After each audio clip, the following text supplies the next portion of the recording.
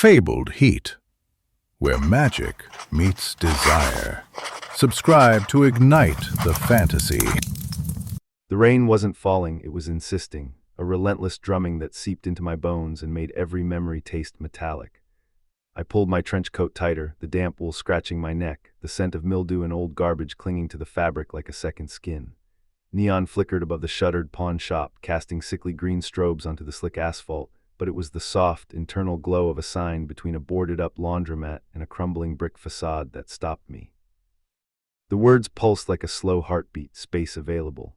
It wasn't neon, it wasn't lead. Something alive was humming beneath the letters, a low vibration that seemed to echo in the hollow of my chest. My heart, already heavy with failed startups and mounting debts, thudded in sync with that strange light. I didn't know why I was drawn there. Perhaps it was the same force that had pulled Lyra to me months ago, when the comet's violet fire had ripped through the sky and set our worlds colliding. Lyra stood beneath the sign, her hair a cascade of midnight silk, eyes glittering with starlight. She wore a coat of midnight velvet that seemed to drink the rain, and her skin was warm against the chill, a living ember in the cold night. When she turned, the world narrowed to the curve of her smile and the heat of her breath on my cheek. "You heard the call," she said, voice low and honeyed, each syllable vibrating against the rain-slicked pavement. "The parcel isn't just property, it's a gateway." I felt the electric charge between us, a current that made the hair on my arm stand on end. My hand found hers, cold as a white dwarf yet pulsing with a heat that matched the comet's violet fire. The rain washed over us, but it could not drown the heat building in my chest. She led me through the cracked doorway of the abandoned building, the stairs groaning under our weight.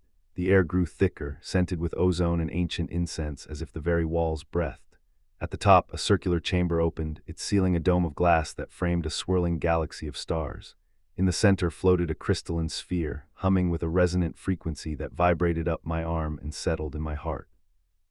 "This is the celestial parcel," Lyra whispered, her fingers tracing the sphere's surface. "It holds worlds, gas giants, white dwarfs, habitable exoplanets, and it needs a keeper." My throat tightened. The desire I felt for her was raw, primal, a scream of longing that threatened to tear me apart. I could feel my heart ripped from my throat, yet the pull of the sphere was stronger, a gravity I could not escape.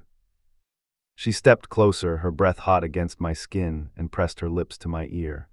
"Will you share this eternity with me, or will you let the universe slip through our fingers?" The rain hammered the roof above, the comet's violet fire still blazing somewhere beyond the clouds, and I realized the choice was not just about destiny.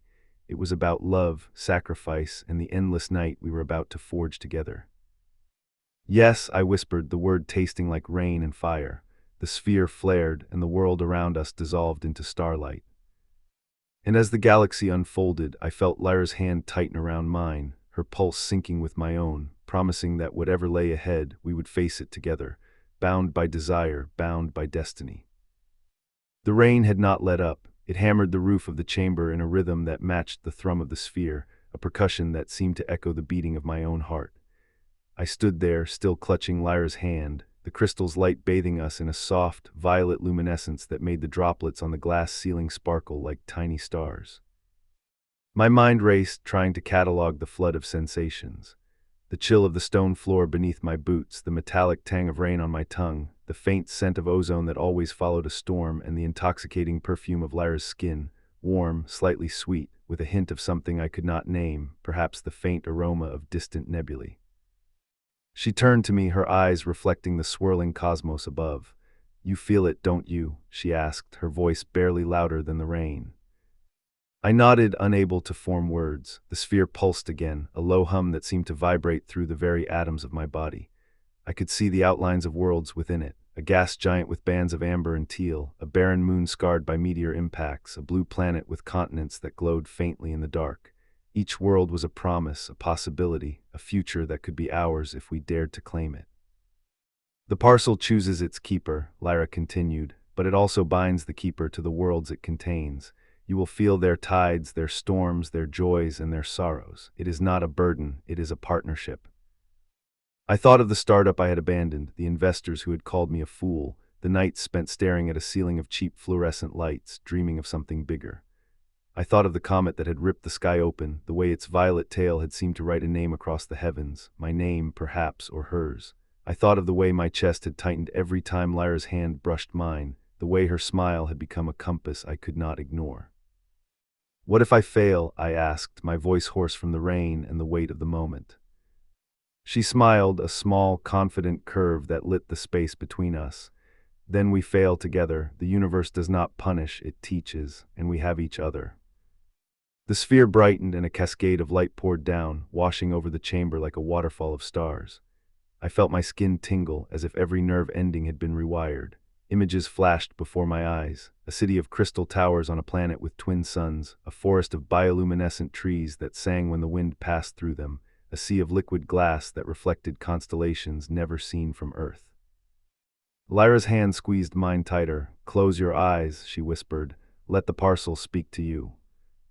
I obeyed, the world around me fading into darkness, replaced by a chorus of whispers that seemed to come from everywhere and nowhere.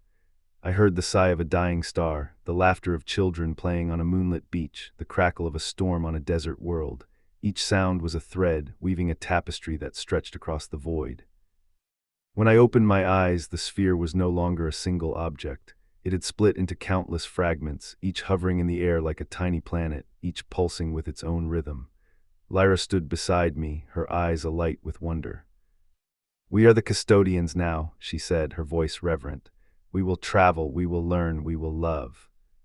I felt a surge of gratitude, a fierce protectiveness that rose like a tide.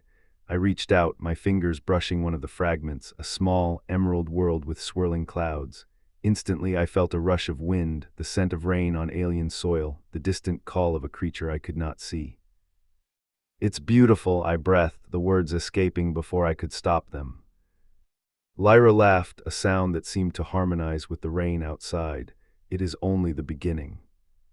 We spent what felt like hours, perhaps minutes, perhaps days. Time was a slippery concept in that place, exploring the fragments, feeling the pulse of each world, sharing thoughts without words. Lithe, a world of endless dunes, sang a low hum that resonated with my own heartbeat. A sapphire ocean on another planet reflected a sky of perpetual twilight, and I could see my own reflection, older, wiser, eyes bright with the same fire that had drawn me to Lyra. Through it all, Lyra was my anchor. When a fragment's energy surged, threatening to overwhelm me, she placed a cool hand on my shoulder, her presence a grounding force. When I felt the weight of a world's sorrow, an extinct civilization's lament, she whispered stories of hope, reminding me that even in loss there is beauty. The rain outside began to ease, the storm's fury softening to a gentle patter. The neon signs of the city flickered back to life, casting a soft amber glow through the cracked windows of the abandoned building. The world beyond the chamber seemed to hold its breath, waiting for us to decide what to do with the gift we had been given. "We can stay here," Lyra said, gesturing to the fragments that floated like fireflies. "We can become the keepers of these worlds, protect them, nurture them."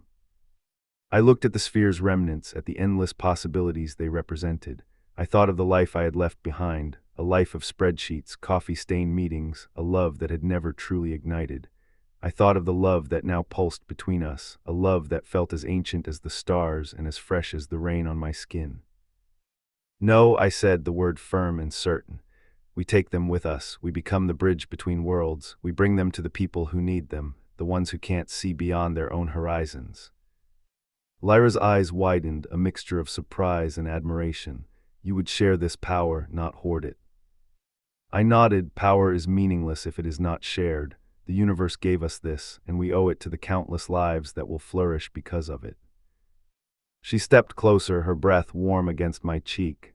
"Then let us begin," she said, her voice a promise. The fragments swirled together, coalescing into a single, radiant sphere once more. The light intensified, blinding for a heartbeat, then softened into a gentle glow that seemed to wrap the entire chamber in a blanket of starlight. We felt a pull, gentle yet inexorable, as if the very fabric of reality was inviting us to step through. The floor beneath our feet dissolved into a sea of light, and we found ourselves standing on a platform of pure energy, suspended above a vista that stretched beyond comprehension. Below us, the worlds we had glimpsed floated like jewels in a black velvet sky. Each one pulsed with life, with stories waiting to be told. Above us, the comet's violet tail still lingered, a reminder of the moment that had set everything in motion. Lyra took my hand, her fingers interlacing with mine, and together we stepped onto the first world, a planet of crystal forests that sang when the wind passed through their branches. The moment our feet touched the ground, the crystal trees resonated, sending a cascade of harmonious tones through my body. I felt my spine straighten, my mind clear, as if the planet itself was welcoming us. "Welcome home," Lyra whispered, her eyes shining with tears of joy. I looked around, taking in the endless possibilities. The rain that had once seemed a curse now felt like a blessing, each drop a reminder of the journey that had led us here. The city lights of my old life were a distant memory, replaced by the glow of distant suns and the promise of infinite horizons. We spent what felt like an eternity walking through worlds, each step a new discovery. We learned to read the language of storms, to hear the songs of ancient trees, to understand the silent prayers of extinct civilizations. With every world we visited, our bond deepened, the connection between us becoming a conduit for the universe's own heartbeat. At times, the weight of responsibility pressed heavily upon us. On a barren moon, we found remnants of a civilization that had perished under a failed experiment. The sorrow of that loss was palpable, a cold wind that threatened to freeze our resolve. Lyra knelt, placing her hand on a cracked stone tablet, and whispered words of comfort, her voice carrying the warmth of 1,000 suns. I felt the stone vibrate as if acknowledging her compassion, and a faint green light blossomed from the cracks, a sign that hope could still be nurtured. When we reached a world of endless oceans, we dove beneath the surface, discovering cities of coral that glowed with bioluminescent life. The water was cool, the pressure a gentle embrace, and I could hear the distant echo of whales singing in a language older than time. Lyra swam beside me, her hair flowing like dark silk, her eyes reflecting the underwater constellations. We held each other's hands, floating in the abyss, feeling the universe pulse through every cell. Through each adventure, the celestial parcel remained our anchor, a beacon that reminded us of the promise we had made on that rain-soaked night. It was more than an object, it was a living testament to our love, a symbol of the partnership we had forged. One evening, as we rested on a plateau overlooking a valley of floating islands, Lyra turned to me, her expression thoughtful. "Do you ever wonder what would have happened if we had never answered the call, if we had stayed in our old lives, oblivious to the stars?" I smiled, feeling the wind brush my cheek. I think I would have been a ghost, wandering the streets of a city that never understood me. I would have missed the taste of rain on my tongue, the feel of a comet's fire, and the warmth of your hand. She laughed, a sound that seemed to harmonize with the distant thunder. Then we made the right choice. I pulled her close, feeling the steady rhythm of her heart against my own. "We did," I replied, my voice steady, "and we will keep choosing each other, no matter how many worlds we walk." The rain outside the abandoned building had finally ceased, leaving behind a fresh, clean scent that mingled with the lingering ozone of the chamber. The city beyond was quiet, its neon lights now softened by the aftermath of the storm. Inside, the celestial parcel glowed softly, a reminder that our journey had only just begun. We returned to the chamber, not as strangers, but as partners bound by destiny and desire. The door to the world outside stood ajar, the night sky clear, stars shining brighter than ever.